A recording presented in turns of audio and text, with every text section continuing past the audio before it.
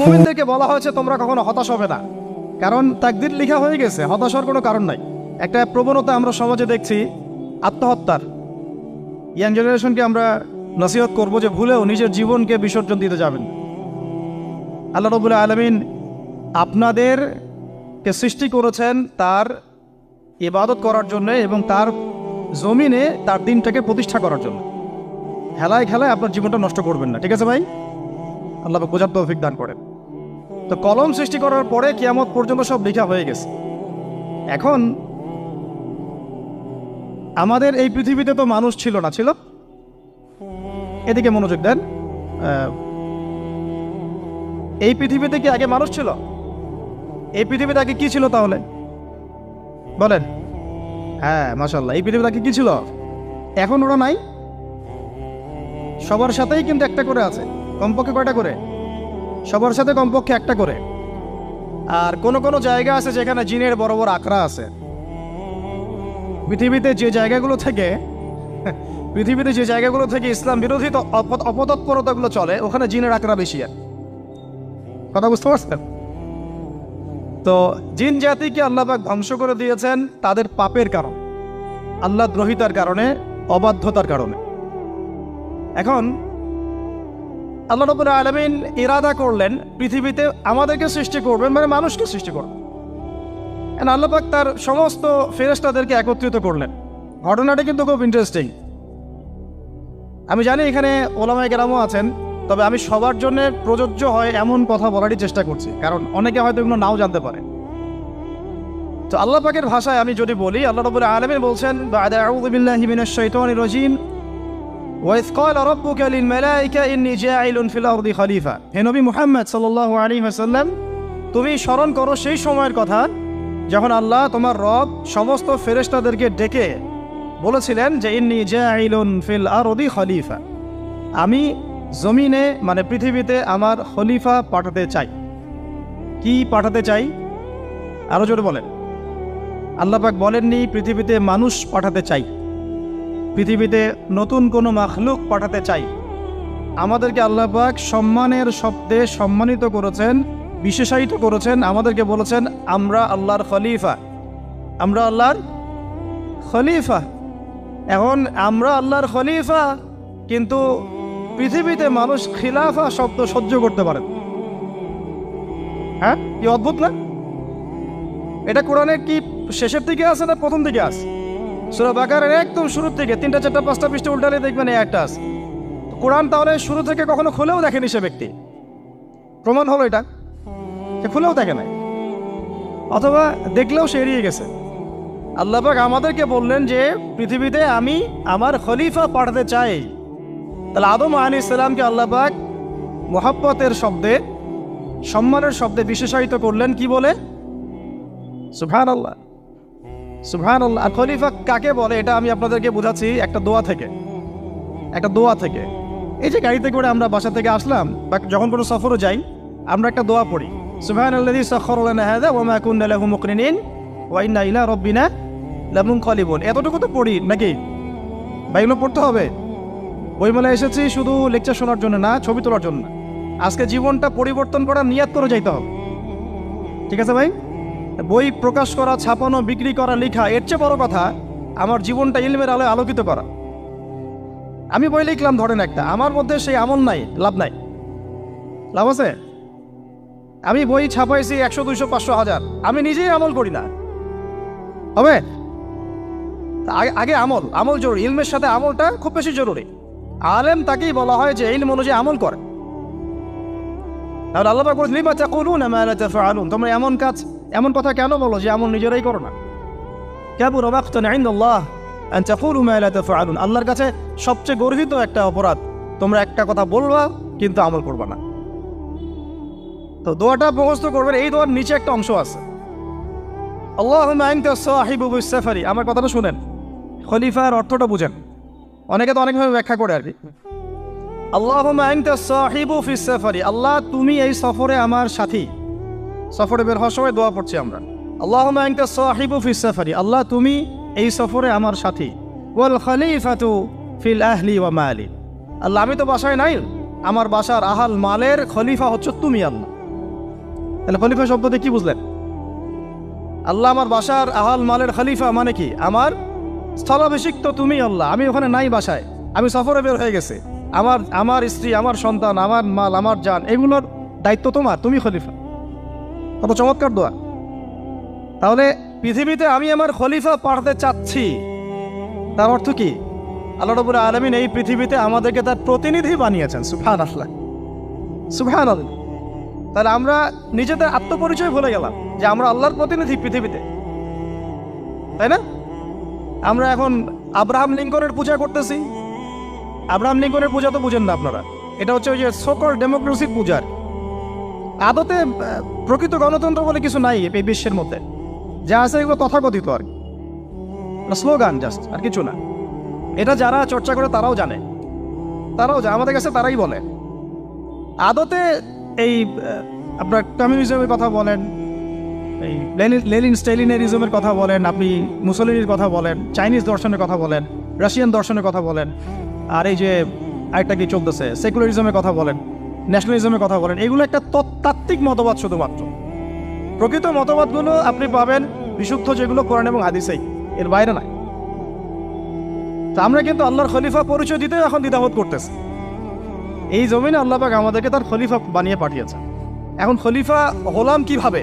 কিসের গুণে খলিফা হলাম? প্রশ্নটা এটা। আমাদের কি 10টা হাত, 10টা পা, বেশি শক্তি ফেরেশতাদের চাইতে, যে আমরা খলিফা হলাম কিসের ভিত্তিতে? আর কিভাবে হলাম এটা শুনুন। আল্লাহ পাক বলছেন, ওয়াল্লামা আদামাল আসমাআ কুল্লাহা। আল্লাহ বলছেন আমি আদমকে এই মহাবিশ্বের যত নাম আছে, নাউন্স, ইসম, সব শিক্ষা দিয়েছি। সুবহানাল্লাহ। এই মহাবিশ্বের যত নাম, এখানে ইসম শব্দের অর্থ কিন্তু জ্ঞান। ইসম মানে কি? এখানে জ্ঞান। মহাবিশ্বের যে জ্ঞানগুলো আছে, এই জ্ঞানগুলো আল্লাহ পাক আমাদের আদি পিতাকে শিক্ষা দিয়েছেন। আমাদের আদি পিতাকে আল্লাহ নিজে শিক্ষা দিয়েছেন। সৃষ্টিগতভাবে আমরা জ্ঞানী ছিলাম না, আল্লাহ পাক আমাদেরকে জ্ঞান শিক্ষা দিয়েছেন। আমরা ফিলোসফির বইগুলো খুললে দেখবেন ওখানে বুদ্ধিবাদ নামে একটা মতবাদ আছে। মানে তারা বলে যে মানুষ সৃষ্টিগতভাবেই একজন বুদ্ধিদীপ্ত প্রাণী। এটা ভুল কনসেপ্ট। সৃষ্টিগতভাবে আমাদের মধ্যে জ্ঞান ছিল না, আল্লাহ পাক আমাদেরকে জ্ঞান শিক্ষা দিয়েছেন। কথা বুঝতে পারছেন? একটা মতবাদ তাদের আছে অভিজ্ঞতাবাদ, মানে মানুষ অভিজ্ঞতা থেকেই শিখে। আরেকটা আছে সমন্বয় মতবাদ, আপনারা তো এগুলো অনেকে পড়েছেন হয়তো।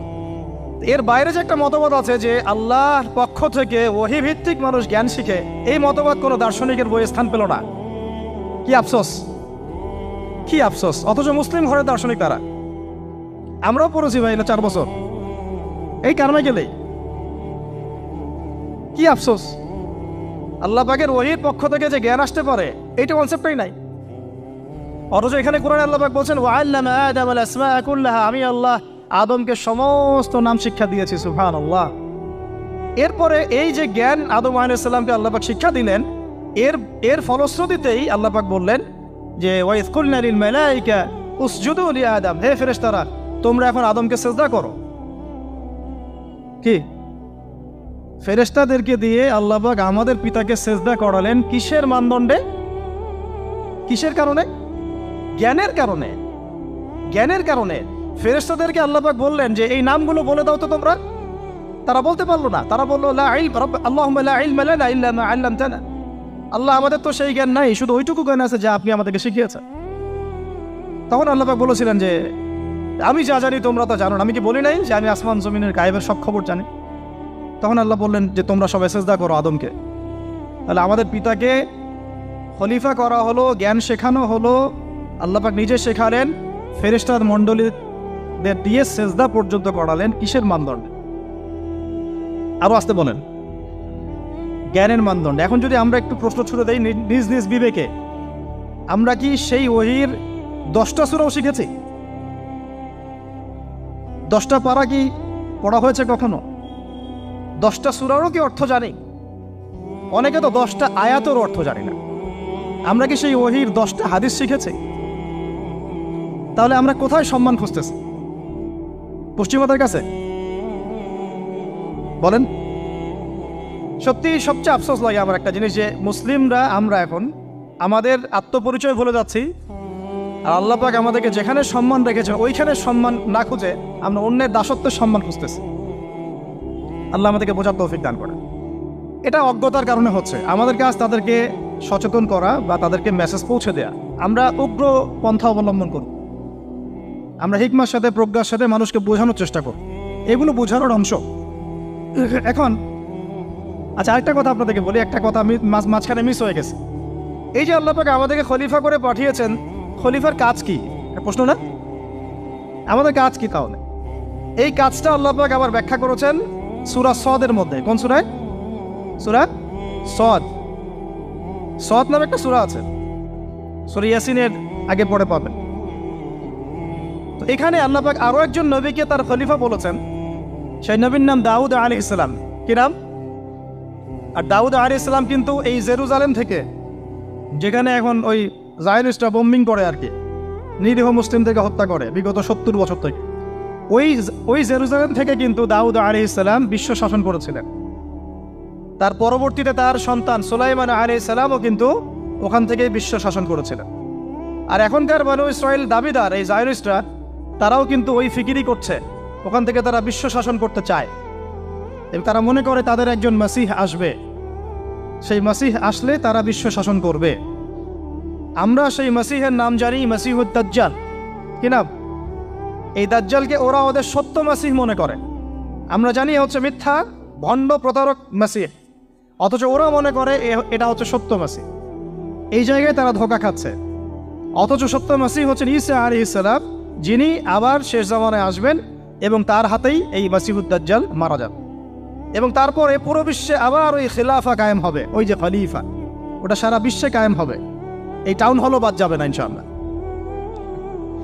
এটা মানুষ মানতে চাচ্ছে না, কিন্তু মানুষ না মানলে কি? আল্লাহ পাকের নকশায় সব আঁকা আছে কখন কি হবে। কে কে কল্পনা করেছিল যে আজকে আপনারা বসে এখানে দিনের আলোচনা করবেন? কল্পনা করা যায় তো? যে শব্দগুলো আপনারা বলছেন এগুলো বললেই তো নাই গায়েব, এখন বলছেন। কেউ কি কল্পনা করেছিল যে হঠাৎ করে এমন একটা সময় চলে আসতে পারে? কেউ কিন্তু কল্পনা করেনি, আল্লাহ পাকের নকশায় ছিল। এখানে আমাদের একটা আফসোসের কথা, এখানে মাস্টার মাইন্ড আল্লাহ রাব্বুল আলামিন। প্রকৃত মাস্টার মাইন্ড কে? আমরা ক্রেডিট নেওয়ার প্রতিযোগিতায় ব্যস্ত হয়ে আছি এখন, কার কত ক্রেডিট নেওয়া যায়। এখানে একক ক্রেডিট পাওয়ার যোগ্য কেউ না, সমস্ত ক্রেডিট কার? আল্লাহ রাব্বুল আলামিন। এটা আল্লাহর সাথে গাদ্দারি করতে যায় না, তাহলে ভুল হয়ে যান। কারণ আমি বারবার বলেছি আপনাদেরকে, কোরআন থেকে একটা শিক্ষা আমরা শিখেছি, একটা কম যখন মাজলুম থাকে, দুর্বল মাজলুম জুলুমের শিকার হচ্ছে, আল্লাহ পাক সেই কমটাকে বাঁচান, কোনো না কোনো একজন ত্রাণকর্তাকে পাঠান, কোনো একটা সূরতে আল্লাহ পাক সেই কমকে বাঁচায় দেন। আবার যদি এই নিয়ামতটা পাওয়ার পরে ওই কম আবার এই জুলুম শুরু করে, আবার আল্লাহ দ্রোহিতা শুরু করে, আল্লাহ পাক তার চেয়ে বড় জালেম চাপাই দিন। কথা বুঝতে পারছেন? আল্লাহর সাথে গাদ্দারি করতে চাই না, আল্লাহ পাক আমাদেরকে বোঝার তৌফিক দান করেন। এখন খলিফার কাজটা কোথায় পাবেন? কোন সূরায় ভাই বলেন? সূরা সদে আল্লাহ পাক দাউদ আলাইহিস সালামকে খলিফা সম্বোধন করে বলছেন, ইয়া দাউদ। কি চমৎকার আহ্বান! ইয়া দাউদ, হে দাউদ, ইন্না জাআলনাকা খলিফাতান ফিল আরদ। দেখো, আমি আল্লাহ তোমাকে পৃথিবীতে খলিফা করেছি। কি করেছি? খলিফা করেছে। তোমার কাজ কি শোনো। ফাহকুম বাইনান নাসি বিল হক। বোঝার চেষ্টা করেন একজন খলিফার কাজ কি। খলিফা মানে আল্লাহর প্রতিনিধি, জমিনে যে দায়িত্বশীল, অন্য মানুষের উপরে যে দায়িত্বশীল, তার কাজ ফাহকুম বাইনান নাসি বিল হক, মানুষের মাঝে ন্যায় বিচার প্রতিষ্ঠা করবে, এটা তোমার কাজ। তাহলে এখন যারা আমরা এই জায়গায় আছি বা ভবিষ্যতে আসব, আরও কাল আগাতে থাকবে, সময় আগাতে থাকবে, নতুন নতুন নেতৃত্ব আসবে, সবার ফাংশন একটাই, ফাহকুম বাইনান নাসি বিল হক। আমাদের কাজ হবে মানুষের মাঝখানে কি করা? ন্যায় বিচার, বিচার ফয়সালার ক্ষেত্রে ইনসাফ করা, ন্যায় বিচার করা। তো ন্যায় বিচার তো এখন জাদুঘরে আছে নাকি? হ্যাঁ, কোনো কোনো ক্ষেত্রে আমরা চাই না যে ন্যায় বিচার জাদুঘরে যাক, আমরা চাই আবারও ন্যায় এবং সাম্যের সমাজ প্রতিষ্ঠা। ইনশাআল্লাহ এরপর থেকে আমরা কোনো অন্যায় সহ্য করব না। ইনশাআল্লাহ এরপর থেকে আমরা কোনো জল্লাদতন্ত্র কায়েম করতে দিব না। আমাদের যা আছে তাই নিয়ে প্রতিবাদ হবে ইনশাআল্লাহ। কারণ এখনকার প্রজন্ম প্রতিবাদের ভাষা বুঝে। এখন যদি আপনারা আবার সেই প্রাচীন জুলুমের তন্ত্রে মন্ত্রে ফিরে যান, তাহলে আল্লাহর গজব চলে আসবে, বড় গজব। তো খলিফার কাজ কি ভাই? কি কাজ বললাম বলেন? মানুষের মাঝখানে ন্যায় বিচার প্রতিষ্ঠা করা। আচ্ছা, আরো আছে, আরো আছে, আয়াত শেষ হয় নাই। আল্লাহ পাক বলছেন, ওয়ালা তাত্তাবিউল হাওয়া আর ন্যায় বিচার করতে গিয়ে নিজের দাসত্ব মানে প্রবৃত্তির অনুসরণ করো না। ন্যায় বিচার করতে গিয়ে নিজের প্রবৃত্তির অনুসরণ করো না, মন গড়া বিধানের অনুসরণ করো না। আমার মামা, আমার চাচা, আমার খালু পার করে দিও না। প্রবৃত্তির অনুসরণ মানে কি? মন যাচাই তাই করো না। ন্যায় বিচার করতে গিয়ে আল্লাহ পাকের বিধান মেনে চলো। আর সূরা মাইদাতে আল্লাহ পাক বলেছেন আয়াত নাম্বার 44, 45, 47-এ, ওয়ামান লাম ইয়াহকুম বিমা আনজালাল্লাহ ফাউলাইকা হুমুল কাফিরুন। যারা আল্লাহ পাকের হুকুম অনুযায়ী বিচার ফয়সালা করে না তারা কাফির। 45-এ গিয়ে আল্লাহ বলছেন ওয়ামান লাম ইয়াহকুম বিমা আনজালাল্লাহ ফাউলাইকা হুমুল ফাসিকুন। যারা আল্লাহ পাকের বিধান অনুযায়ী বিচার ফয়সালা করে না এরা ফাসিক, পাপাচারী। 47 নম্বর আয়াতে গিয়ে আবার বলছেন ওয়ামান লাম ইয়াহকুম বিমা আনজালাল্লাহ ফাউলাইকা হুমুজ জালিমুন। যারা আল্লাহর হুকুম বিধান অনুযায়ী বিচার ফয়সালা করে না এরা জালেম। তো কাফেরও বলেছেন আল্লাহ, ফাসিকও বলেছেন, জালেমও বলেছেন। তাহলে বিচার ফয়সালা করার ক্ষেত্রে আল্লাহ পাকের বিধানকে সর্বোচ্চ অগ্রাধিকার দিতে হবে। নিজের প্রবৃত্তির অনুসরণ করা যাবে না। যদি করে তাহলে কি হবে? ইউদিল্লাকা আন সাবিলিল্লাহ, তাহলে এটা তোমাকে আল্লাহর রাস্তা থেকে সরায় নিয়ে যাবে। এর ফলে কি হবে? জেনে রাখো, ইন্নাল্লাযীনা ইউদিল্লুনা আন সাবিলিল্লাহ লাহুম আযাবুন শাদীদ বিমা নাসু ইয়াউমাল হিসাব। এটা পড়ে দেয়, নিশ্চয়ই যারা আল্লাহ পাকের সরল পথ থেকে বিচ্যুত হয়ে গেছে তাদের জন্যে কাল কিয়ামতের মাঠে আছে আযাবুন শাদীদ। আযাবুন শাদীদ মানে কঠিন কঠিন যন্ত্রণাদায়ক শাস্তি, এই কারণে যে তারা কিয়ামতের দিনটাকে ভুলে গিয়েছে। শাদীদ এর অর্থটা কি এটা বোঝার জন্য আপনাকে সূরা হাদীদ পড়তে হবে। কোন সূরা? আসলে কোরআনের আয়াতগুলো হচ্ছে আকাশের তারার মতো। তারা দেখবেন আকাশের, তারা দেখাও সুন্নত। ইসলাম তো রসকসহীন ধর্ম না রে ভাই, সবকিছুই আছে এখানে। আসলে আমরা জানি না বলে আমরা মনে করি যে এখানে কোনো বিনোদনই নাই, তাই না? এই গান বাজনা না করলে কি হয়? মন শান্তি হয়? এরকম একটা ভাব। যদি আপনি কোরআনের ভিতর ঢুকে যান, আপনার হৃদয়ে এমন নূর আসবে, এমন তৃপ্তি আসবে যে ওগুলো আপনার শুনতে ইচ্ছা করবে না। আপনি কান বন্ধ করে ফেলবেন, নিজেই বলতেই হবে না। এখন কিছু নতুন ইসলামিস্ট আসছে, তারা এগুলোকে ইসলামের অন্তর্ভুক্ত বলে মনে করার দাবি করতেছে যে এগুলো তো নিষেধ নাই, এগুলো তো নিষেধ করা হয় নাই। কতটুকু জানেন ইসলাম সম্পর্কে আপনি? না জেনে কেন কথা বলেন? নবী সাল্লাল্লাহু আলাইহি ওয়াসাল্লাম রাস্তা দিয়ে হাঁটছেন, ওই সময় তো অনেক পূজা অর্চনা ইত্যাদি হতো মক্কায়। তো এখানে ঢাক ঢোলের শব্দ আসছে। নবী সাল্লাল্লাহু আলাইহি ওয়াসাল্লাম নিজের 2 আঙ্গুল কানের মধ্যে ঢুকিয়ে দিলেন, দিয়ে পাশে একজন সাহাবী তাকে জিজ্ঞাসা করছেন হাঁটতে হাঁটতে হাঁটতে হাঁটতে, তুমি কি এখন আওয়াজ শুনতে পাচ্ছ? সাহাবী বলেন, না ইয়া রাসূলুল্লাহ, এখন আওয়াজ শুনতে পাচ্ছি না। তখন তিনি কান বের করলেন। এটা নবীর সুন্নত। আর আমরা নবীর সুন্নতকে উল্টাই দিচ্ছি কিভাবে দেখেন, আমাদের কানেই এখন ইয়ারফোন। উনি যেটা শুনে কান বন্ধ করতেন ওইটা আমরা কানে ঢুকায় রাখছি একবার। আল্লাহ আমাদেরকে বোঝার তৌফিক দান করেন। দেখেন, আমরা তো সবাই পাপী। আমার মনে হয় না আমরা কেউ নবী সাল্লাল্লাহু আলাইহি ওয়াসাল্লামের সুপারিশ ছাড়া পার পাবো, এমনটা মনে হয় না আমার। সবাই পাপী, আপনি আমি আমরা সবাই। তো যে নবীর সুপারিশ আমরা প্রত্যাশা করছি, সেই নবীর সুন্নতকে যদি এইভাবে অবজ্ঞা করতে থাকি তাহলে কি সুপারিশ পাবো ভাই? কি মনে হয় আপনাদের? অ্যাটলিস্ট সুন্নতকে তো সম্মান করতে হবে নাকি? আল্লাহ বোঝার তৌফিক দান করেন। আমি তাহলে যেটা বলছিলাম যে আল্লাহ পাকের বিধান অনুযায়ী বিচার ফয়সালা করতে হবে, এটা খলিফার কাজ। ন্যায় বিচার করতে হবে মানুষের মাঝখানে, এবং নিজের প্রবৃত্তির অনুসরণ করা যাবে না, তাহলে আল্লাহর পথ থেকে দূরে সরাই দেবে। এখানেই বললাম শাদীদ বুঝতে গেলে আপনাকে কোন সূরা পড়তে হবে? সূরা হাদীদ। আকাশের তারার কথা কেন বললাম? যে আকাশের তারাগুলো যদি মেলাতে পারেন দেখবেন বিভিন্ন শেপ তৈরি হয়। প্রত্যেকটা তারার অবস্থানের গাণিতিক একটা ব্যাখ্যা আছে। যারা অ্যাস্ট্রোনমি নিয়ে পড়াশোনা করেন তারা জানেন, এগুলো সবাই জানবেন না। প্রত্যেকটা তারাকে আল্লাহ পাক এত সূক্ষ্মভাবে স্থাপন করেছেন যে যদি সামান্য একটু ডানে বামে এগুলো সরে যায়, মহাবিশ্বের এই স্থিতিশীলতা নষ্ট হয়ে যাবে। এবং এটার কসমও আল্লাহ পাক কোরআনে করেছেন সূরা ওয়াকিয়ার মধ্যে। কোন সূরা? সূরা ওয়াকিয়াতে আল্লাহ পাক বলেছেন, ফালা উকসিমু বিমাওয়াকিইন নুজুম। আমি তারার অবস্থান স্থলের স্থিতির কসম করে বলছি। আল্লাহ পাক এর কসম করেছেন। কত গুরুত্বপূর্ণ জিনিস, ঠিক আছে? তো পরেরগুলো বললাম না। সূরা হাদীদ কেন পড়বেন? সূরা হাদীদ আল্লাহ পাক বলেছেন যে ওয়ানজালনাল হাদীদা ফীহি বাসুন শাদীদ। এই যে শাদীদ বুঝাতে গিয়ে হাদীদে আসছে। আল্লাহ পাক বলছেন যে আমি আল্লাহ পৃথিবীতে আসমান থেকে লোহা নাজিল করেছি। অবাক করার বিষয় না? লোহার খনি খুঁজতেছেন আপনারা মাটির নিচে, তাই না? আল্লাহ পাক বলছেন আমি লোহা নাজিল করেছি। আনজালনা, ঠিক যেমন ইন্না আনজালনাহু ফি লাইলাতুল কদর, আমি লাইলাতুল কদরে কোরআন নাজিল করেছি, আসমান থেকে নাজিল হয়েছে, তাই না? এরকমই ওয়ানজালনাল হাদিদা, আমি হাদিদ লোহা নাজিল করেছি, ফিহি বাসুন শাদীদ, যে লোহার মধ্যে আছে কঠিন শক্তি আছে। আয়রন যে অণু পরমাণুগুলো, এগুলোর শক্তি সবচেয়ে বেশি না? কেমিস্ট্রিতে আপনারা পড়েছেন। তাহলে এখন আল্লাহ পাক বলছেন কিয়ামতের দিন তাদের জন্য আযাবুন শাদীদ, যারা আল্লাহ পাকের খলিফার দায়িত্ব পালন করবে না, যারা খলিফার দায়িত্ব পেয়েও ন্যায় বিচার করবে না, ইনসাফ করবে না, প্রবৃত্তির অনুসরণ করবে, ঠিক আছে, আল্লাহর পথ থেকে বিচ্যুত হয়ে যাবে, তাদের জন্য কিয়ামতের মাঠে এই শাস্তি আছে। তাহলে আমরা কি খলিফা শব্দ বুঝতে পারলাম? আমাদের পিতা যে খলিফা, এটা কি বুঝতে পারলাম? তাহলে এখন বলেন তো, প্রত্যেক নবী কি আল্লাহর খলিফা ছিলেন না? ছিলেন কি না? প্রত্যেক নবী কি আল্লাহর বিধান দিয়ে বিচার ফয়সালা করেন নাই? মানুষের মাঝখানে ইনসাফ করেন নাই? ন্যায় বিচার প্রতিষ্ঠা করেন নাই? এরপরে সাহাবায়ে কেরামের যুগে তারা কি ন্যায় বিচার প্রতিষ্ঠা করেন নাই? তাহলে হঠাৎ করে কি হলো বিশ্ববাসীর মধ্যে যে একেবারে কোরআন হাদিস এর মৌলিক বিষয়গুলো, এগুলো সব পাশ কাটিয়ে আমরা মানব রচিত বিধানগুলোর দিকে চলে গেলাম? রহস্যজনক না বিষয়টা? এটা হচ্ছে দাজ্জালীয় একটা শাসন আসতেছে সামনে। দাজ্জাল নিজেকে খোদা বলে দাবি করবে এবং সে সমস্ত মানব জাতিকে বোঝাবে যে সেই খোদা, নাউযুবিল্লাহ।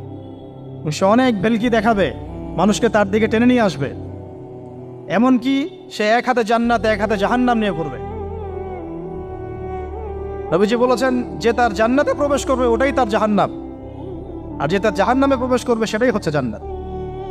তাহলে পুরো বিশ্ববাসীকে আল্লাহ থেকে দূরে সরিয়ে একটা গডলেস ওয়ার্ল্ডে রূপান্তরিত করার একটা তৎপরতা চলছে, লক্ষ্য করতেছেন না?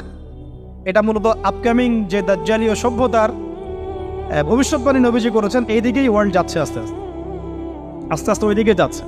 তবে নবীজি এটাও বলেছেন সাল্লাল্লাহু আলাইহি ওয়াসাল্লাম যে আমার উম্মতের মধ্যে একটা তয়ফা, একটা দল, কিছু মানুষ সবসময় হকের উপর অটল থাকবে ইনশাআল্লাহ, কিন্তু তাদের সংখ্যা হবে খুব কম। এখন আমাকে আপনারাই বলেন যে ওই হকের উপর অটল থাকতে হলে আমার সেই জ্ঞান লাগবে কি লাগবে না? বলেন। যেই জ্ঞান আমাদের পিতাকে শেখানো হয়েছে, দেখবেন প্রত্যেকটা মানুষের মধ্যে কিছু প্রতিভা আছে, সৃজনশীলতা আছে, আছে না? একটা বুদ্ধিদীপ্ত একটা তাড়না মানুষের ভিতরে কাজ করে। এটা কোত্থেকে আসছে জানেন? আমাদের পিতার ডিএনএ থেকে আসছে। আমাদের পিতার ডিএনএ থেকে, আমরা কিন্তু সবাই তার সন্তান। এরপরে পৃথিবীতে মানুষ পাপাচারে যখন লিপ্ত হলো প্রচন্ড রকম, তখন নূহ আলাইহিস সালামকে আল্লাহ পাক পাঠান এবং তিনি প্রায় 950 বছর দাওয়াতের কাজ করলেন। 40টা বা 80টা পরিবার ইসলাম কবুল করল। তখন আল্লাহ পাক এই মুমিনদেরকে বাদ দিয়ে সবাইকে গারদ করে দিলেন, ধ্বংস করে দিলেন। মানে আমরা যারা পৃথিবীতে এখন বেঁচে আছি, যে আপনি আমি, আপনাদের নাম আমি জানি না, আমরা যারা বেঁচে আছি, আমরা কিন্তু কোনো না কোনোভাবে ওই 40 বা 80 পরিবারের সন্তান। আমরা আত্মীয়, কিন্তু আমরা সবাই কিন্তু আত্মীয়, জানেন? 40টা বা 80টা পরিবার বাদ দিয়ে বাকি সব মানুষকে আল্লাহ পাক ধ্বংস করে দিয়েছিলেন নূহ আলাইহিস সালামের মহাপ্লাবনে। ঘটনা জানেন না? 40 বা 80টা পরিবারকে বাদ দিয়ে বাকি সবাইকে আল্লাহ পাক ধ্বংস করেছেন ওই মহাপ্লাবনে। তাহলে এখন এই বিশ্বে যত মানুষ আছে তারা কয়টা পরিবারের সন্তান? ওই 40-80। আমরা কোনো না কোনোভাবে একে অপরের আত্মীয় হই। মুসলিম অমুসলিম সবাই, মুসলিম অমুসলিম সবাই। আমরা যে অসাম্প্রদায়িকতার কথা বলি না, এই শব্দটাকে ভালো অর্থে নেওয়া যায়। কি অর্থে? অন্যান্য ধর্মাবলম্বী মানুষ যারা, তারা তাদের ধর্ম স্বাধীনভাবে পালন করবে, কোনো সমস্যা নেই। আমরা তাদের এই কাজে বাধা দিতে যাব না। একইভাবে আমরা আমাদের ধর্ম স্বাধীনভাবে পালন করব, তারা এখানে কোনো বাধা দিতে পারবে না। সিম্পল। তারা তাদের উৎসব তাদের মতো পালন করবে, আমরা আমাদের উৎসব আমাদের মতো পালন করব। না আমি মূর্তি পাহারা দিতে যাব, আর না আমি মূর্তি ভাঙতে যাব। সিম্পল। আমি পাহারাও দিতে যাব না, ভাঙতেও যাব না। সিম্পল। আমরা কি কুরবানিতে তাদেরকে বলতে পারবো ভাই আসেন আমার বাসায় দাওয়াত খান? এটা হয় কখনো? লাকুম দীনুকুম ওয়ালিয়া দিন। আপনাদের দিন আপনাদের, আমাদের দিন আমার। সিম্পল। এই অর্থে ঠিক আছে। কিন্তু সব ধর্ম মিলে যে নতুন ধর্ম বানানোর চেষ্টা করা হচ্ছে বাংলাদেশে, এটা ঠিক নাই। এটা শুভঙ্করের ফাঁকি। সব ধর্ম মিলে নতুন ধর্ম করার কোনো সুযোগ নাই। আমরা সবাই এক পরিবারের সন্তান। এখন আমাকে বলেন, নূহ আলাইহিস সালামের একটা ছেলে ছিল, নাম জানেন? কি নাম বলেন? কেনান। হ্যাঁ, মাশাআল্লাহ। কয় ছেলে ছিল তার? হ্যাঁ, না, মূলত চারজন সন্তান থেকে বড় বড় চারটা গোত্র সৃষ্টি হয়েছে। শাম এক সন্তানের নাম কি? এটাকে কেন্দ্র করে এই যে সিরিয়ান কন্টিনেন্টে, পুরো প্যালেস্টাইন, সিরিয়ান, অ্যারাবিয়ান কন্টিনেন্টে যত মানুষ, তার বংশধর। ঠিক আছে? হাম, একটা সন্তানের নাম হাম। এখান থেকে আফ্রিকার যে কালো কালো মানুষগুলো সব তাদের বংশধর। একটা হচ্ছে ইয়াফাস, ইউরোপিয়ান যারা সাদা চামড়া, সব এদের বংশধর। আরেকটা যে কেনান। এই ছেলেটা কি বলেছিল? বাবা ডাকছে, নৌকায় আসো তাড়াতাড়ি, নৌকায় আসো তাড়াতাড়ি, না হলে আজকে আল্লাহ পাক আযাব দিয়ে ধ্বংস করে দিবে।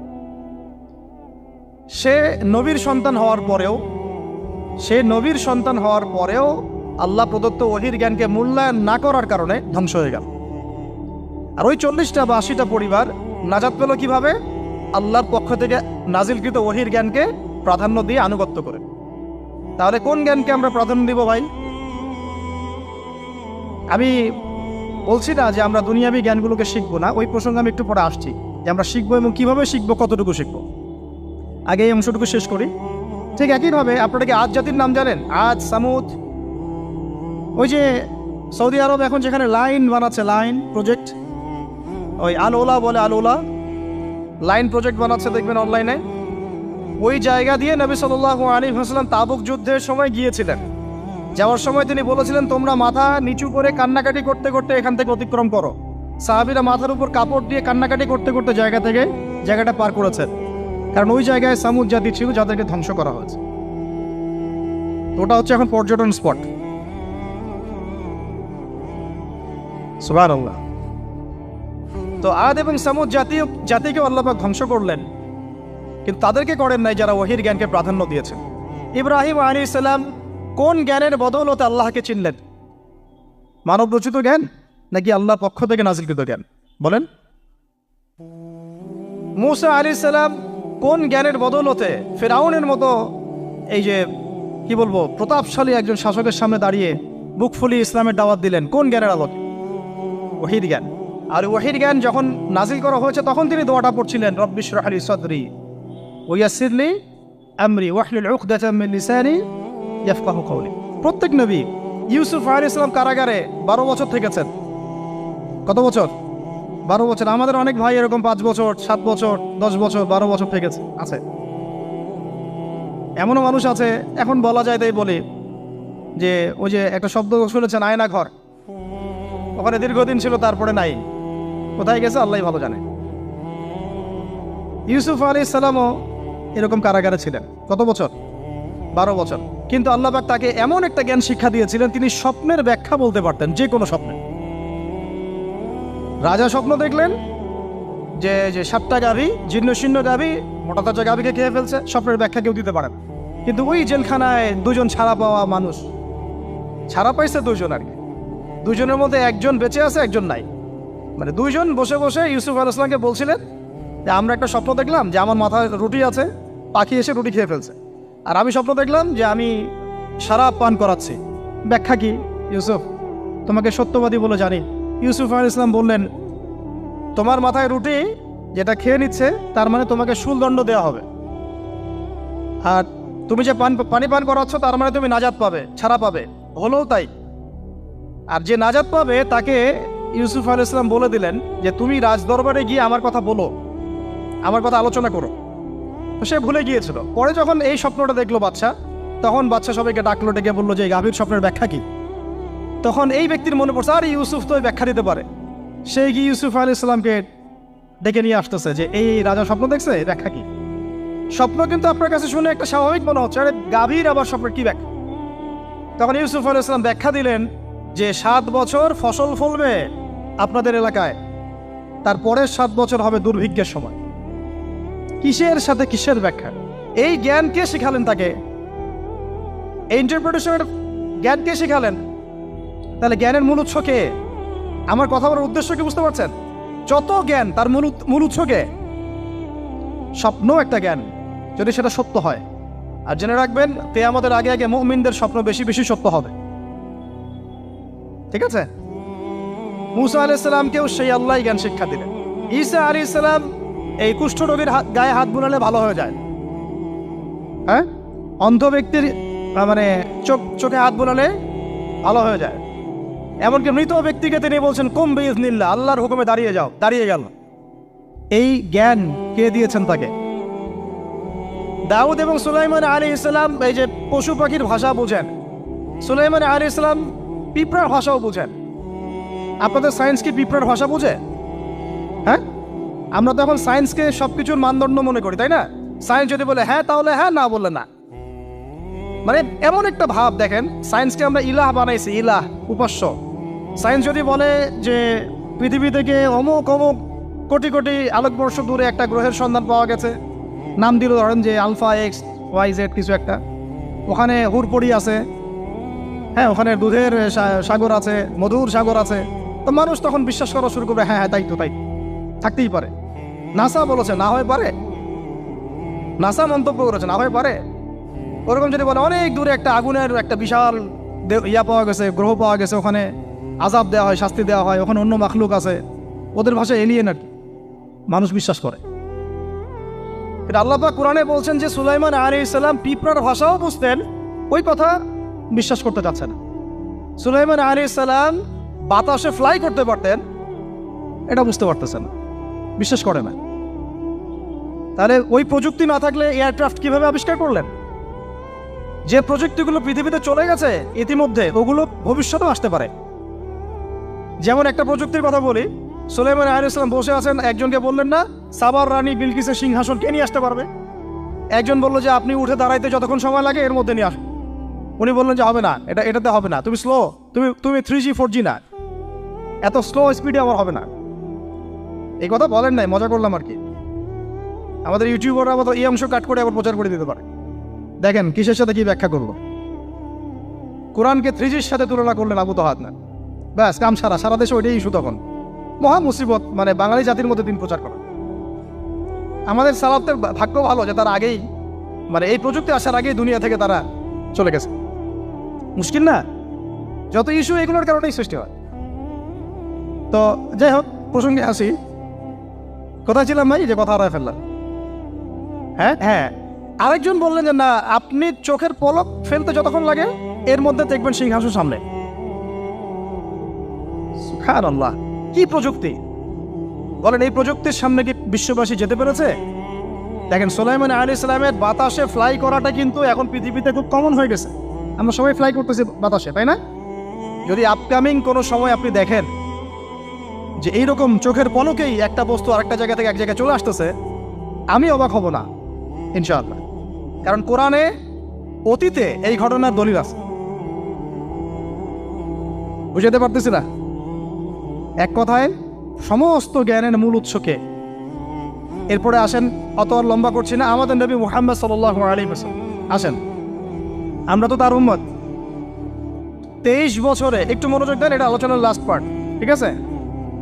23 বছরে তিনি পুরো জাহেলিয়াতকে পরিবর্তন করে দিয়েছেন। কত বছরে? 23 বছর। আপনারা কি জানেন যে আইয়ামে জাহিলিয়াতে আসলে কি কি সমস্যা ছিল? কেন ওই যুগটাকে আমরা জাহিলিয়াত বলি? বেসিক্যালি 5-6টা সমস্যা ছিল। কয়টা? 5-6টা। 1 নম্বর শিরক। 1 নম্বর কি? আমার সাথে বলেন। শিরক আমাদের ওয়ার্ল্ডে নাই, এটা তো গ্লোবাল শিরক চলতেছে এখন। শুধু ধর্মীয় শিরক চলতেছে না, কিন্তু এখন শিরক হচ্ছে পলিটিক্সে, শিরক হচ্ছে ইকোনমিক্সে, শিরক এডুকেশনেও আছে, শিরক কালচারের মধ্যেও আছে। কথাগুলো বুঝতে হবে একটু গভীরভাবে। তখন সমস্যা ছিল রিবা, সুদ। এখন নাই। রিবা ছাড়া কোনো সিস্টেম আছে এখন ওয়ার্ল্ডে? আমি গতকালকে একটা হাদিস মোতালা করছিলাম সুদ সংক্রান্ত। নবীজি বলেছেন সাল্লাল্লাহু আলাইহি ওয়াসাল্লাম যে একটা যুগ আসবে সামনে, সুদবিহীন কোনো মানুষই চলতে পারবে না। যে চলতে চাইবে তার গায়েও সুদের ছিটা ফোটা গিয়ে লাগবে। আসে নাই সেই যুগ? সুবহানাল্লাহ, কিভাবে তিনি এত স্পেসিফিকলি কথাগুলো বলতে পারেন? নিশ্চয়ই তিনি এমন একজন সত্তার কাছ থেকে জ্ঞান পেয়েছেন যিনি সব জানেন, অতীত বর্তমান ভবিষ্যৎ, তাই না? এমনকি নবীজি বলেছেন ইমামুল মাহদির সময় যে 10 জন ঘোড়সাওয়ার বের হবে এবং তারা গিয়ে খোঁজ নিতে যাবে যে দাজ্জাল বের হয়েছে কিনা, নবীজি বলছেন আমি সেই 10 জনের নামও জানি, তাদের বাবার নামও জানি। সুবহানাল্লাহ। সুবহানাল্লাহ। কিয়ামতের মাঠে আলী রাদিয়াল্লাহু আনহু, আবু বকর রাদিয়াল্লাহু আনহু, ওমর, উসমান রাদিয়াল্লাহু আনহুম আজমাইন, তাদের হিসাবটা কেমন হবে ওইটাও নবী সাল্লাল্লাহু আলাইহি ওয়াসাল্লাম আগেই বলে দিয়েছে। সবচেয়ে দ্রুত হিসাব হবে এই উম্মতের আলী ইবনে আবি তালিব রাদিয়াল্লাহু আনহু। যাবেন, বেরোবেন, শেষ। কি মানুষ, তার জীবনীটা পড়ে দেখবেন। আমি শেষের দিকে বলে দিব আপনাদেরকে আজকে, এবং এটা রেকর্ডেড থাকবে, ইনশাল্লাহ অনলাইনে দিয়ে দিব, যে আপনারা কোন কোন সাবজেক্টের বই কিনবেন। বইমেলা তো শুধু মানে আসলেন একটা র্যান্ডমলি বই কিনলেন এমন না, টপিক ধরে ধরে সাবজেক্ট ওয়াইজ বই কিনতে হবে। ঠিক আছে ভাই? বই কেনার পিছনে টাকা পয়সা খরচ যদি না করেন, মানে দিনের জন্য অর্থ ব্যয় করার মানসিকতা না থাকে, এলেম পাওয়া যাবে। অনেক মুহাদ্দিস নিজের গায়ের জামা খুলে দিয়ে পর্যন্ত বই নিয়ে বাসায় গিয়েছে, জানেন? তাদের সমস্ত সম্পত্তি বিক্রি করে দিয়েছেন বই কেনার জন্য। আজকে সকালে আমাদের এক ভাই মজাকারা করছিলেন যে আমারই এক ওস্তাদ, বাংলাদেশের অনেক বরেণ্য একজন আলেমে দ্বীন, প্রবীণ আলেমে দ্বীন, তার কথা আলোচনা হচ্ছিল যে তিনি কিতাব পড়তে পড়তে পড়তে হঠাৎ একটা কিতাব তিনি খুঁজে পাচ্ছেন না। তো ছাত্রদেরকে পাঠালেন যে খুঁজে নিয়ে আসো তো, কোথায় আছে, কেউ খুঁজে পায় না। তিনি নাকি ওযু করে এসে নামাজ, 2 রাকাত নামাজ পড়ে বাচ্চার মতো হাউমাউ করে কান্নাকাটি শুরু করলেন, আল্লাহ আমার সেই কিতাব কোথায় গেল, আমার কিতাবটা এনে দেয়। তলাবুল ইলম কাকে বলে দেখেন, ইলমের তালেব, ইলমের ছাত্র কাকে বলে? এই যে ইলমের ছাত্র, আমরা কি ছাত্র হইতে পারছি? একটা বইয়ের দাম যদি দেখি 100 টাকা, বাস আমাদের গায়ে লাগে। 100 টাকা দিয়ে তো আপনার গার্লফ্রেন্ডকে নিয়ে বসতে গায়ে লাগে না, বসলে তো 500 টাকা চলে যায়। আর এখনকার মেয়েরা তো খায়ও বেশি, ডেটিংয়ের সময় আর কি, তাই না? অনেকে দেখা যায় যে এটাকেই প্রফেশন বানায় ফেলছে না। জিনা থেকে বাঁচতে হবে, জিনা থেকে বাঁচতে না পারলে কলবে আল্লাহ নূর আসবে না। আল্লাহ পাক আমাদের কথাগুলো বোঝার তৌফিক দান করেন, আমিন। জিনা, আবার বলছি, জিনা থেকে বাঁচতে হবে, অন্যথায় কলবে নূর আসবে না। আল্লাহ পাক আমাদেরকে বোঝার তৌফিক দান করেন, আমিন। কোথায় ছিলাম ভাই? বলেন। 1 নাম্বার কি ছিল? শিরক। 2 নাম্বার রিবা, সুদ। ওইটা বলতে গিয়ে হাদিসটার কথা বলেছিলাম। এই সুদটা কি এখন বেশি না কম? এখন সুদ মানুষ খাচ্ছে, যুক্তিও দিচ্ছে যে এই যুগে এখন সুদ না খাইলে কি চলে। একদিন একটা মসজিদে বয়ান করছিলাম, তো মসজিদে বয়ানের মাঝখানে একজন দাঁড়ায় গেল, দাঁড়ায় আমাকে বলছে যে উস্তাদ, হুজুর বুঝলাম আপনার সব কথা ঠিক আছে, এখন আমার 1 লাখ টাকা ধার লাগবে, আমি কোত্থেকে নিব? বলেন, আসলে উত্তর দিবেন কি? হ্যাঁ, সুদের ক্ষতিকর বিষয়গুলো যেমন বলতে হবে, সুদবিহীন ব্যাংকিং সিস্টেম এবং অর্থনৈতিক ব্যবস্থাও তো চালু করতে হবে। সেটা কি? সেটা হচ্ছে যাকাত। সেটা কি? যাকাত, সাদাকা এবং কর্জে হাসানা, এগুলো তো চালু করছি না আমরা শুধু কথা বলছি তাত্ত্বিক যে সুদ হারাম। আমিও তো অনেক জায়গায় বলছি, কারণ বলতে হচ্ছে, না আপনারা জানাতে তো হবে। সুদের পাপের সবচেয়ে নিম্ন শাখা হচ্ছে মায়ের সাথে জেনা করা, সর্বোচ্চ শাখা হচ্ছে আল্লাহ এবং তার রাসূলের সাথে যুদ্ধ করা। একটা হাদিস বুখারীতে এরকমও আসছে, বুখারীতে কি তিরমিজিতে, আমি রেফারেন্সটা বলে যাচ্ছি, তবে হাদিসটা সহিহ। নবী সাল্লাল্লাহু আলাইহি ওয়াসাল্লাম বলেছেন, যে ব্যক্তি 1 দিরহাম সুদ খায় সে যেন 36 বার জেনা করে। আর আপনারা তো জানেন, এটা আমার বলার দরকার নাই, 4 শ্রেণীর মানুষকে নবীজি অভিশাপ দিয়েছেন, যে নিজে খায়, তারপরে যে সুদ দেয়, যে লিখে রাখে, যে সাক্ষী থাকে।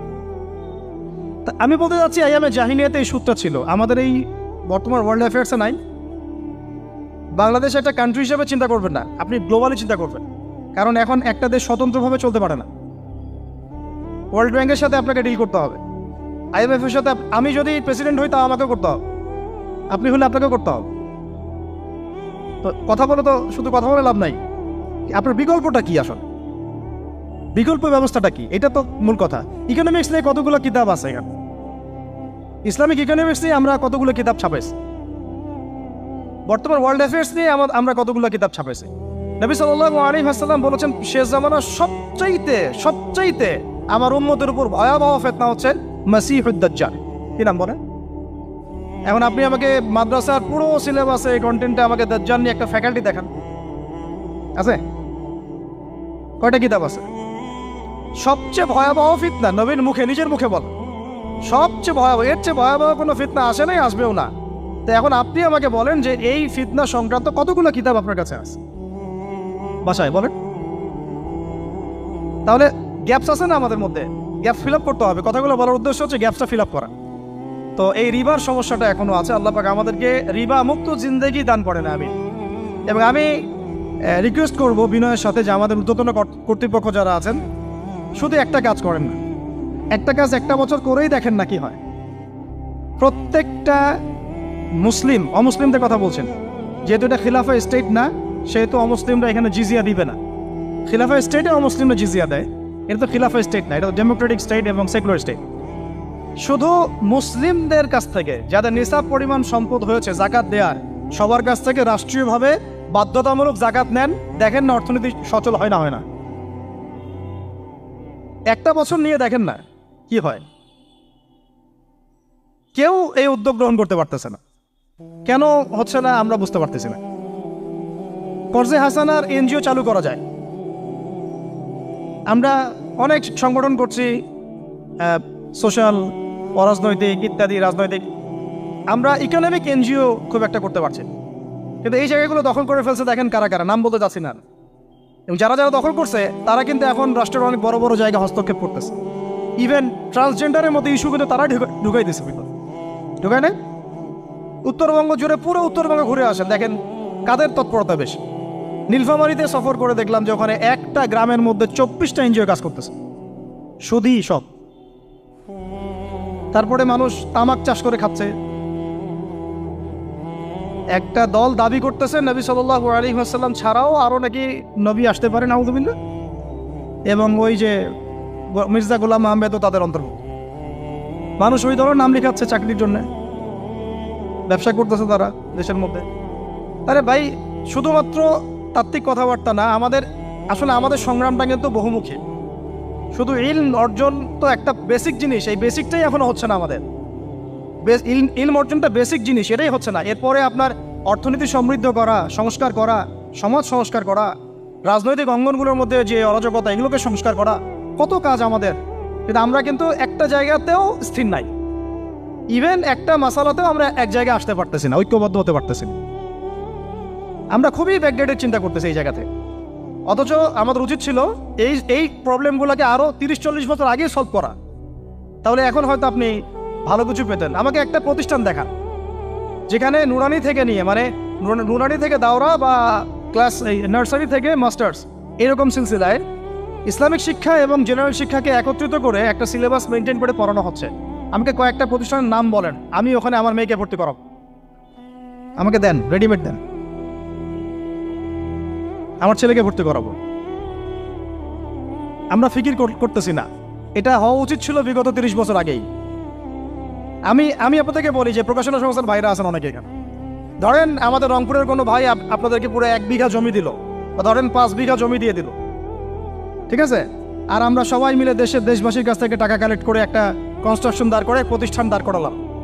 একেবারে অনার্স, মানে নুরানি থেকে নিয়ে, মানে প্লে গ্রুপ থেকে নিয়ে মাস্টার্স, এরকম ফ্যাকাল্টি আর করলাম। এখন ভাই আপনারা যারা বই প্রকাশ করতেছেন, আমাকে কি আপনারা বই দিতে পারবেন? প্রত্যেকটা ক্লাসে আমি কোন কোন বই পড়াবো পারবেন? আমাকে কি সিলেবাস দিতে পারবেন? কথা বলেন। প্লে গ্রুপে কোন কোন বই পড়াবো আমাকে দেন। নার্সারিতে দেন, STD 1-এ দেন, 2-তে দেন, 3-তে দেন, 5-এ দেন। এভাবে আপনি আমাকে ক্লাস 10 পর্যন্ত দেন। তারপরে কি আপনি আমাকে অনার্স, মাস্টার্স, এই ফ্যাকাল্টিগুলো আলাদা আলাদা, এগুলো কি ইউনিভার্সিটি আদলে আপনি কি আমাকে সাজা দিতে পারবেন? আমরা জায়গা দিব, টাকা দিব, প্রতিষ্ঠান করে দিব। প্রকাশনা সংস্থা থেকে কি আমরা এতটুকু পেতে পারি? তাহলে কাজের ক্ষেত্র আসলে কোনগুলা? আজকে আদনান ভাইয়ের একটা বই নিয়ে পড়তেছেন, কালকে অমুক ওস্তাদের একটা বই নিয়ে পড়তেছেন, আজকে এইটা, কালকে সেইটা। কনস্ট্রাকটিভ পড়াশোনাটা কোথায়? ধরেন এই যে আমাদের এক ভাই, পরিচিত ভাই, ওই ভাই যদি বলে যে আমি ভাই একসময় দিনের পথে ছিলাম না, এখন ইসলামের পথে আসছি, তো আমি এখন আলেম হইতে চাই। কি হইতে চাই? আলেম হইতে চাই, কিন্তু আমার মাদ্রাসায় পড়ার কোনো সুব্যবস্থা নাই। আচ্ছা, এখন কি তাকে আমরা 5 বছর বা 10 বছরের মধ্যে আলেমের সমপর্যায়ে নিয়ে যেতে কি পারবো? সেই সিলেবাস কি আমার কাছে আছে? বলেন। অথচ বিশ্বাস করেন, আরবি ভাষা না জানলে কেউ কোরআন জানতে পারবেই না। আমি এখন এটা শক্ত করে বলি যে কোরআন শেখা যেমন ফরজ, আরবি ভাষাটা শিক্ষা করাও ওয়াজিব। এখন আমাদের 80% জেনারেল শিক্ষিত ছেলে পেলে কিভাবে আরবি শিখবে? কিভাবে তারা আকীদা শিখবে, কিভাবে তারা কোরআনের তাজবিদ শিখবে, তাদাব্বুর শিখবে, তাফসির শিখবে, হাদিসের এরাব দেওয়া শিখবে, ইবারত পড়া শিখবে, কিভাবে তারা নাহু সরফের জ্ঞান অর্জন করবে, কিভাবে তারা উসুলের জ্ঞান অর্জন করবে, কিভাবেই বা তারা বড় বড় ধরেন ফেকা শাস্ত্রের জ্ঞান, তারপরে এদিকে উসুলে হাদিসের জ্ঞান, তাফসিরের জ্ঞান, আরও বড় বড় ফ্যাকাল্টিগুলো, কিভাবে তারা বড় পর্যায়ের আলেম হবে আমাকে বলেন। প্রোডাক্ট দেন, প্রোডাক্ট, এবং এমন এমন আলেমের প্রোডাক্ট যে আলেমরা সারা ওয়ার্ল্ডকে ডিল করতে পারে, মানে ইন্টারন্যাশনাল স্কলার। এখান থেকে যাবে ইউকেতে গিয়ে দাওয়াতি কাজ করে আসবে, অস্ট্রেলিয়ায় গিয়ে দাওয়াতি কাজ করে আসবে, মালয়েশিয়ায় গিয়ে দাওয়াতি কাজ করে আসবে, আন্তর্জাতিক মানের আলেম আমরা কি জেনারেল শিক্ষিত ব্যাকগ্রাউন্ড থেকে তৈরি করতে পারবো? পারছি কি? আর আপনারা আমাকে বলেন তো ভাই, যে কত পার্সেন্ট মানুষ জেনারেল শিক্ষিত আর কত পার্সেন্ট মানুষ মাদ্রাসায় শিক্ষিত? কাদের পরিসংখ্যানটা বেশি? তারা কি, তাদের কোনো অবদান রাখার কোনো সুযোগ নাই? এখন যদি এই ক্লাসিক্যাল পড়াশোনা না হয়, ইলমের এই গভীরতায় না যায় এবং বড় বড় ওলামায়ে কেরামদের সোহবতে তারা না আসে, তাহলে কিভাবে তারা বিশুদ্ধ ইসলাম শিখবে আর প্রচার করবে আর প্রতিষ্ঠা করবে? তো প্রশ্ন কিছু করে গেলাম। আজকে প্রশ্নগুলো রেখে যাচ্ছে এই কারণে, যেগুলো নিয়ে আপনারা ভাববেন যে আপনারা আমাকে একটা ইসলামিক ইউনিভার্সিটি করার মতো বইপত্র আমাকে বানায় দেন না। দায়িত্ব নেন কেউ, আপনারা সবাই মিলে দায়িত্ব নেন। আমি এখানে একটা স্কুল আছে আমাদের ছোট্ট, তহাজিন নুরাইন ইসলামিক স্কুল। এই স্কুল আমরা করেছি প্লে, নার্সারি, কেজি 1, 2, 3, 4, 5 এতটুকু, ট্রাইলিঙ্গুয়াল, মানে বাংলা মিডিয়াম, আর Bangla medium English version, medium না ইংলিশ ভার্সন, আর অ্যারাবিক।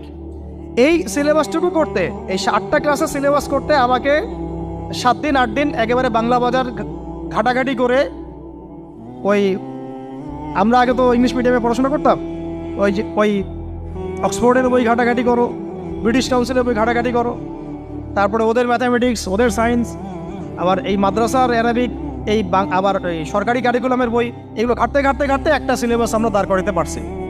মাত্র 5টা ক্লাস পড়তে পারবে। এরপরে এটা করতে গিয়ে যে দেখলাম যে আসলে এগুলোর যে এত ঘাটতি আছে বাজারে, রেডিমেড কোনো প্রোডাক্ট এগুলোর নাই। ঘুরে ফিরে কি সেই আমরা একই জিনিসই চর্চা করতে থাকবো, নাকি আমরা একটু বহির্বিশ্বে যেভাবে দিন প্রচার হচ্ছে এই মান দিতে পারি? এটা আমাদের উচিত না করার কাজটা? হ্যাঁ, এটা তো আমাদের হাতে রাষ্ট্রীয় ক্ষমতা নাই, থাকলে না হয় উপরের লেভেল থেকে এগুলো করা যায় খুব সহজ। বরং উপরের লেভেলে যারা আছেন তারা তো আরও ট্রান্সজেন্ডার ঢুকাচ্ছেন, আপনারা তো এলজিবিটি ঢুকাচ্ছেন। তাহলে এই কাজগুলো কাদের করতে হবে? তাহলে বেসরকারিভাবে করতে হবে।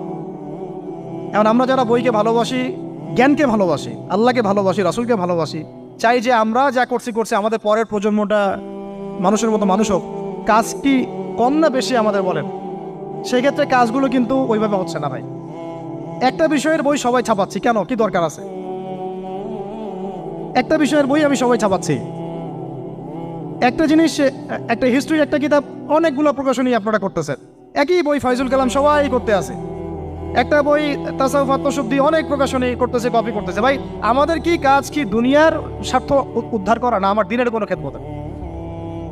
আমার কথায় মাইন্ড করবেন না, আমি মাইন্ড করার মতো কথা বলছি না। আমি বলছি আপনাদেরকে আরও যেন কনস্ট্রাকটিভ হয় কাজগুলো। মানে আপনাদের সাথে আমি বসবো ইনশাল্লাহ আবার আলাদা করে, যে একটা আমাকে পুরো শিক্ষা ফর্মুলা আমাকে দিবেন, মানে প্রত্যেকটা ক্লাসের বই রেডি করে দিবেন, যাতে আমরা প্রতিষ্ঠান বানালেই একদম পুরা কমসে কম ক্লাস 1 থেকে 10 ঢেলে দিতে পারি, আমার পরিশ্রম করতে না হয়। ওখানে বাংলা মিডিয়ামের বই থাকবে, ইংলিশ মিডিয়ামেরও থাকবে, এবং অ্যারাবিক তো থাকবেই। একটা গঠনমূলক সিলেবাস, যেটা পড়লে আমার ছেলে মাশাআল্লাহ হাফেজও হবে, এদিকে মাশাআল্লাহ সে ইংরেজিতেও দক্ষ হবে, সায়েন্সেও দক্ষ হবে। এক পর্যায়ে যখন সে এসএসসি পাস করবে, সে দেখবেন যে যার রাস্তা বেছে নিচ্ছে। বেস আমি তাকে করে দিছি 10 পর্যন্ত। এখন সে ডক্টর হোক আর ইঞ্জিনিয়ার হোক, আর না হয় যদি আল্লাহর খলিফাই হয়, কোনো সমস্যা নেই। সমস্যা আছে? এটা দরকার ছিল ভাই, আরও 30 বছর আগেই দরকার ছিল। আমরা যেটা পাই নাই, এটা আমাদের আফসোস।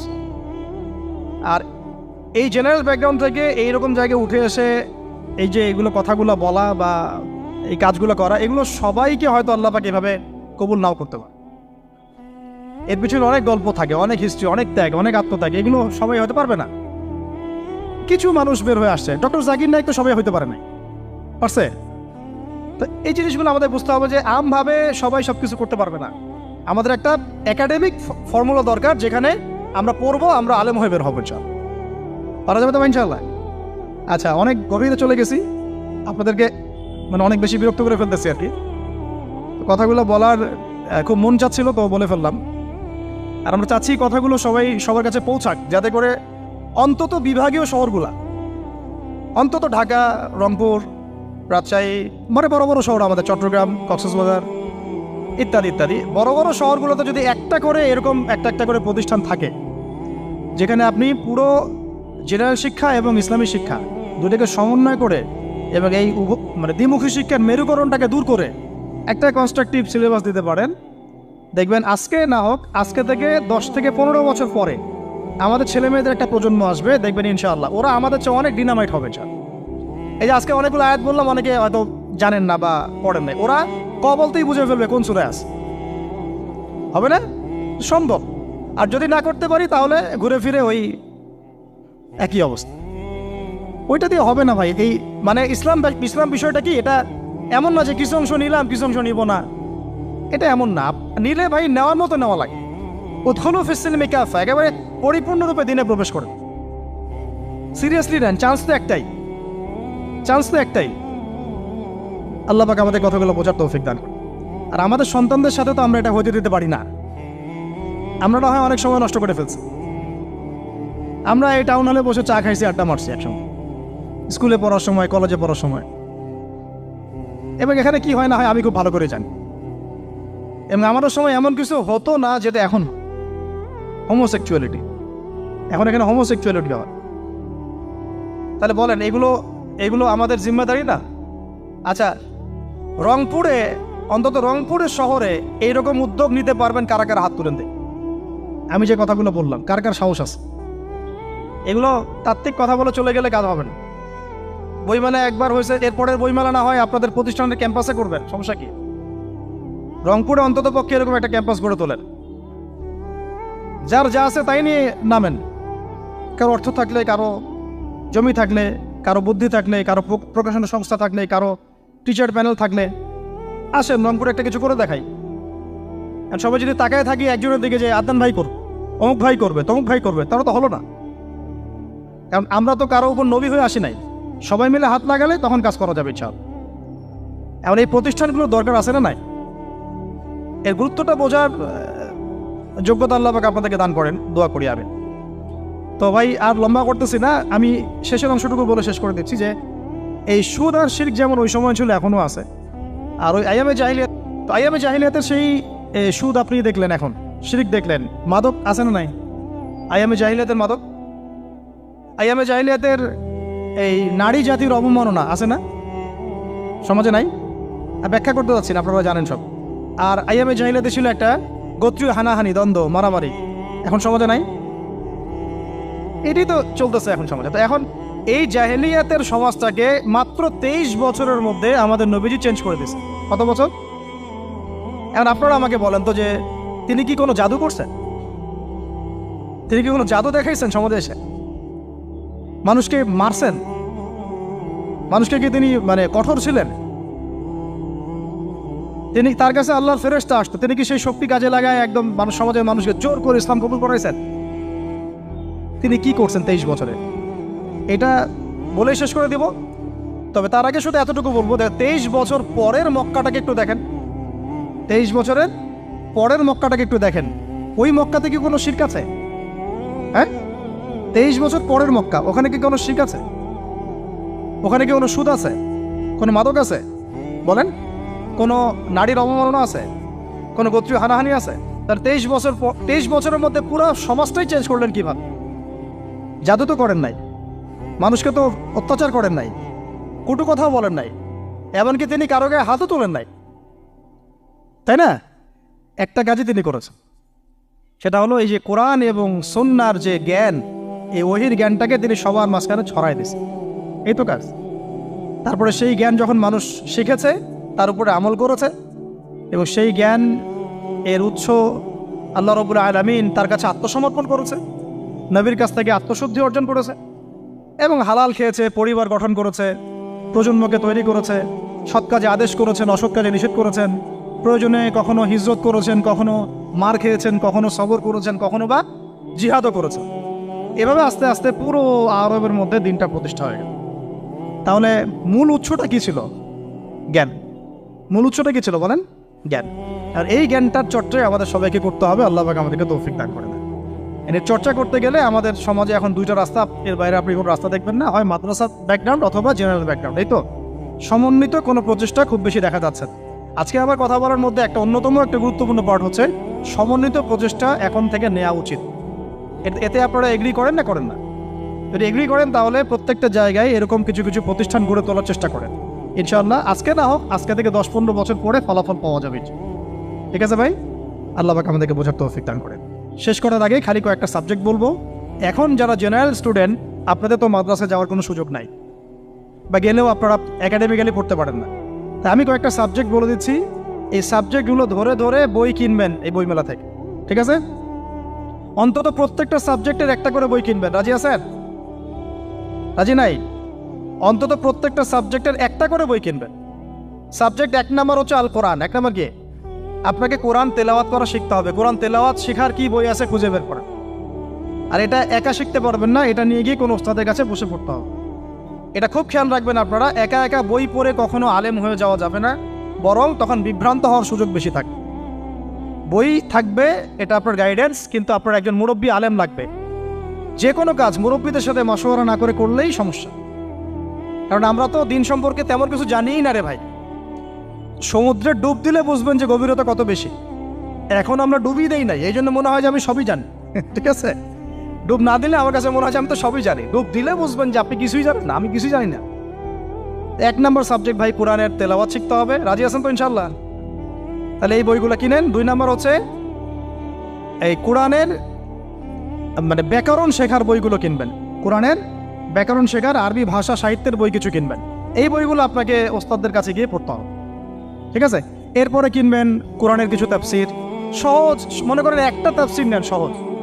কেউ মারিফুল কোরআন কিনেছেন, হয়তো কেউ সহজে অনুবাদ হয়েছে জালালাইন একটা কিনেছেন, কেউ হয়তো তাওজিহুল কোরআন কিনেছেন। একটা তাফসির বাসায় রাখেন অন্তত। ঠিক আছে? এটা হলো 3টা। 4 নাম্বার হচ্ছে হাদিসের অন্তত একটা বই কিনেন আজকে। হাদিসের সহজ কিতাব কিনবেন। অনেকে দেখা যায় যে ভাই একেবারে হেদায়েত পেয়ে সহিহ বুখারী নিয়ে বসে যান। একেবারেই গলত কাজ আপনাদের, একেবারেই গলত কাজ। সহিহ বুখারী পড়তে গেলে 12 বছর সময় লাগে মানুষ। ওই লেভেলে যাইতে একটা মানুষের 12 বছর সময় লাগে। ওটা সবার প্রথমে ওটা খুললে তো আপনি হাদিস বুঝবেনই না। মনে হবে যে হাদিস কোরআনের সাথে সাংঘর্ষিক, এরকম মনে হবে। সহজ থেকে 1 লাফে কি আমরা ক্লাস 10-এ যাই? আগে তো ক্লাস 1-এ ভর্তি হয়েছেন, তাহলে হাদিসের শাস্ত্রে আসছেন, আগে বুখারী ধরতে গেলেন কেন? সবার আগে আপনি মৌলিক কিছু হাদিসে আরবাইন কিনেন, ফয়জুল কালাম কিনেন। আস্তে আস্তে আপনি বুলুগুল মারামে যান, রিয়াদুস সালিহিনে যান, মিশকাতে যান। আস্তে আস্তে আপনি তিরমিজি নাসাই করতে করতে সহিহ বুখারীতে যাবেন, সমস্যা নাই। ঠিক আছে? হাদিস আরেকটা বললাম, কটা হলো?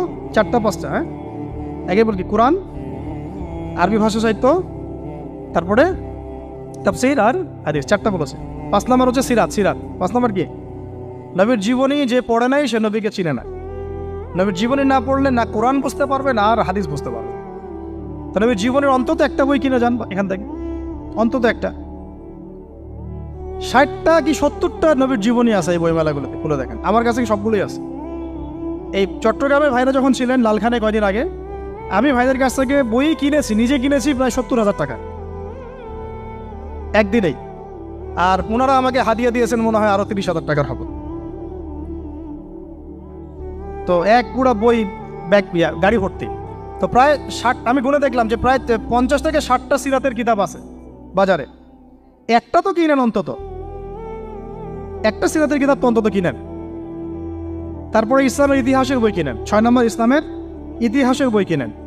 7 নম্বর ইতিহাস না জানলে কিন্তু আমরা শেকড় চিনতে পারবো না। 7 নম্বর হচ্ছে এই 4 খলিফার জীবনী, সাহাবীদের জীবনী, তাবেঈদের জীবনী, ইমামদের জীবনী, এগুলো কিনেন।